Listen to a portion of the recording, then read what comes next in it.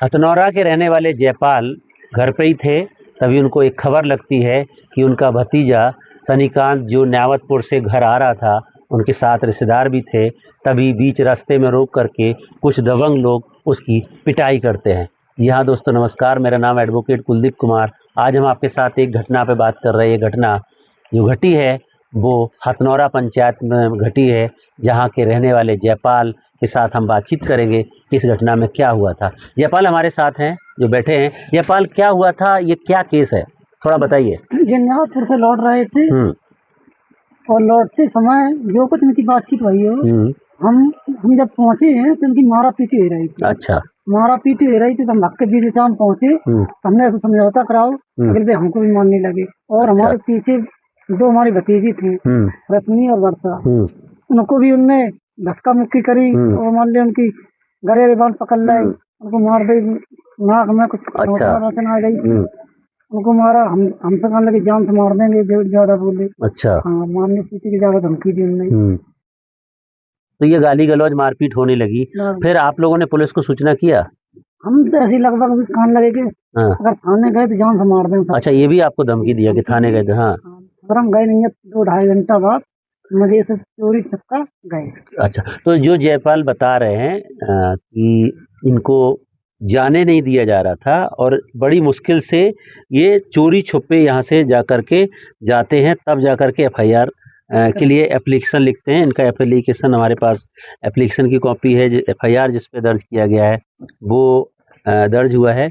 आपका जयपाल नाम है ना? तो जयपाल, आप 2-3 घंटे डर की वजह से नहीं निकल पाए, इसके बाद आप गए, तो फिर आप गए थे पुलिस के पास? हाँ। तो क्या बातचीत की आपने पुलिस से? बातचीत बताई, एप्लीकेशन दिया, ने देखा, कल लाना 10 बजे सुबह गए थे, सुनने वाली दोनों पार्टी बुलाई, बातचीत हुई, हमने इनकार कर दिया। अच्छा, समझौता कराने की कोशिश कर रहे होंगे? हाँ, समझौता से मैंने इनकार कर दिया, उन्होंने अपना कार्यक्रम करा, हमने आगे बढ़ाई, बोले ना करोगे आप सचिया, नहीं करेंगे, मुझे न्याय चाहिए। बिल्कुल, न्याय के लिए हम तो लड़ेंगे, सच बात अपनी कही थी। बिल्कुल।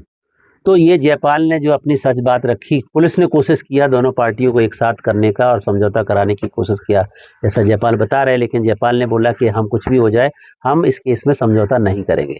जब समझौता की गुंजाइश खत्म हुई तो मजबूरन में फिर पुलिस को एक तहरीर के आधार पर एक एफआईआर पंजीकृत करनी पड़ी, जिस एफआईआर की कॉपी मैं आपके सामने प्लेस कर रहा हूँ।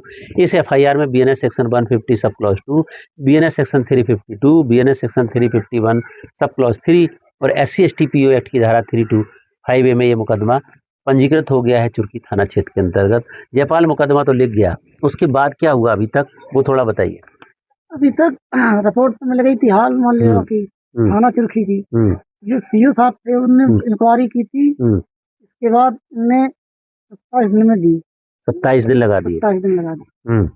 27 दिन बाद उन्होंने एक आदमी छोड़ दिया मेरा। अच्छा, तो आपको क्या लगता है कि जो सीओ ने जांच रिपोर्ट जमा किया है वो एकदम सही है या उसमें कुछ घालमेल है? आपके हिसाब से क्या चीजें छूटी? घालमेल लग रही है हमको, कैसे एक आदमी क्यों छोड़ दी? क्या, जैसे आप बताइए। आज आपका स्टेटमेंट आपकी सहमति से रिकॉर्ड किया जा रहा है, आपका ये बयान है, आप बताइए कि आपको क्या क्या शक है, क्या क्या डाउट है, ताकि कल जब मामला न्यायालय में जाए, कल जब इस पर पैरवी किया जाए तो उसमें तो स्पष्ट कहा जा सके कि ये चीजें हमारे लगता है जो पुलिस ने मिली भगत करके कहीं ना कहीं कुछ लोगों को बचाने की कोशिश किया है, लेकिन आप बताते हो कि ऐसा है, तो वो आपका क्या स्टेटमेंट है? अगर रोहित को छोड़ दिया, अच्छा, उस पर हम कार्रवाई करेंगे। ओके, उसी पे हम अपना। तो जिसको छोड़ा है आपके हिसाब से क्या लगता है, वो आरोपी है? उसने क्या किया था? उसने ज्यादा मारा पीटा था और उसी को छोड़ा है? उसी को छोड़ा है।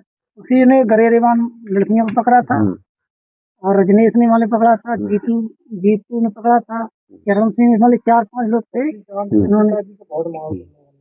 तो इसमें जो बता रहे हैं जयपाल, अभी हम बात करेंगे आपके साथ भी, तो इसमें जो मुख्य बात है कि जिसमें एक आदमी को पुलिस ने चार्जशीट से निकाला है, जबकि हाँ, सीओ भी पुलिस ही होती है, पुलिस का सीनियर अफसर होता है। SC/ST के कानून में ये लिखा हुआ है कि जब भी SC/ST का मामला होता है तो पुलिस का ऊंची रैंक का अधिकारी केस की जांच करता है। तो आपके केस की जांच सीओ के द्वारा करी गई है। सीओ ने जो जांच करी, जो चार्जशीट फाइल करी, उस चार्जशीट में उन्होंने एक व्यक्ति का नाम निकाल दिया। जयपाल और उनकी फैमिली के अनुसार ये कहना है जिसको पुलिस ने निकाला है उसने ही ज़्यादा बच्चियों के साथ छीना झपटी किया है, उनके साथ अश्लीलता करने की कोशिश किया, जो चार्जशीट के सेक्शन में भी वो चीज़ नहीं आई। जो हम चार्जशीट इस केस की देख रहे थे, जो घटना ये लोग बता रहे हैं वो कहीं ना कहीं मिसमैच लग रही है, जिसकी जिक्र जयपाल जी कर रहे हैं। तो जयपाल, चार्जशीट फाइल हो गई है, अभी आपके हिसाब से कुछ चीज़ें उन्होंने उसमें घालमेल किया है, आपका स्टेटमेंट रिकॉर्ड हो रहा है, आप क्या चाहते हो, आपकी मांग क्या है? मेरी मांग का है जो दंडित किया जाए उन लोगों को दंडित मेरे साथ अभद्र किया है, मैं उसको दंडित चाहती हूँ। तो जयपाल, आपके ऊपर कल प्रेशर भी बन सकता है, आपको लोग कहेंगे कि आप जो है समझौता कीजिए, आप जो है, तो क्या करोगे आप? लड़ोगे कि नहीं करेंगे? न्याय के लिए लड़ेंगे। न्याय के लिए लड़ेंगे।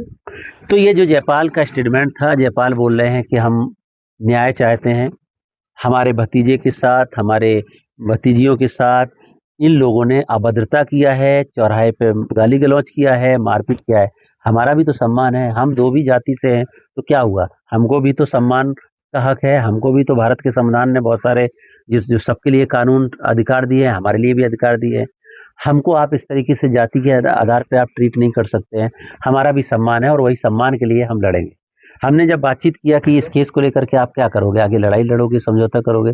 जयपाल का कहना है कि बिल्कुल हम अपने न्याय के लिए लड़ेंगे, क्योंकि मुझे भी अपने गांव में इज्जत और सम्मान के साथ जीना है, और उसी इज्जत सम्मान की लड़ाई को हम कानून के जरिए लड़ेंगे और न्याय के लिए लड़ेंगे। फिलहाल इस केस की चार्जशीट फाइल हो चुकी है, अब मामला न्यायालय में है। अभी तक SC/ST PO एक्ट के तहत जो सहायता राशि मिलती है वो अभी तक पीड़ित परिवार को मिली नहीं है, वो एक अलग इन्वेस्टिगेशन का सवाल है जिस पे हम लोग बातचीत करेंगे। लेकिन फिलहाल ये परिवार अपने गांव में है और ये मांग करता है कि हमें इस केस में न्याय दिलाया जाए, जिन्होंने मेरे साथ इस घटना को अंजाम दिया है उनको इसके लिए दंडित किया जाए और हमको न्याय दिलाया जाए, ताकि हम भी अपने गांव में इज्जत और सम्मान के साथ जी सकें। आज की घटना में इतना ही, कल फिर मिलेंगे, तब तक के लिए नमस्कार, जय भीम, जय संविधान।